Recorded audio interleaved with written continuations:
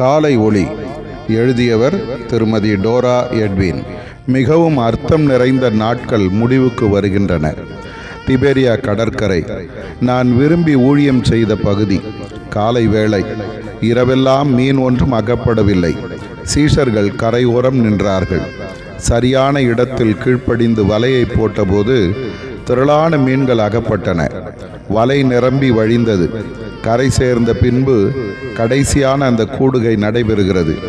வாருங்கள், போஜனம் பண்ணுங்கள் என்று நான் அப்பத்தையும் மீனையும் எடுத்து அவர்களுக்கு கொடுத்தபோது என் உள்ளம் சீஷர்கள் பேரில் உள்ள அன்பினால் நிரம்பிற்று.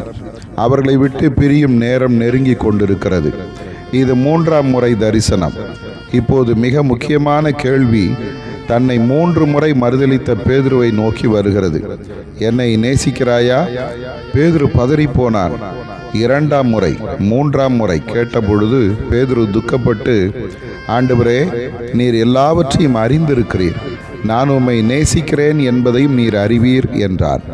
பேதுருவின் மரணம் குறித்து பேசிய பின் என்னை பின்பற்றி வா என்றபோது பேதுருவுக்கு நான் கையளிக்கவிருக்கும் பெரிய உத்தரவாதம் என் மனதில் இருக்கிறது.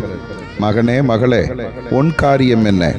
எனக்காக என்னென்ன வேலைகளை செய்யலாம் என்று திட்டங்கள் தீட்டுவதில் உன் நேரத்தையும் காலத்தையும் செலவு செய்கிறாய். உலக ஆதாயத்தை ஒருபுறம் தேடுகிறாய். பெரிய வேலைகளை செய்து புகழ் பெற விரும்புகிறாய். உனக்கும் இந்த கேள்வி இந்த காலை வேளையில் வருகிறது. என்னை நேசிக்கிறாயா? உன் பதில் என்ன? எவ்வளவு நேரம் நீ என்னோடு செலவிடுகிறாய்? உன் உள்ளத்தில் என் சமாதானம், ரட்சிப்பின் மகிழ்ச்சி உண்டா? ஆதார வசனம். விடியற்காலமான போது இயேசு கரையிலே நின்றார்.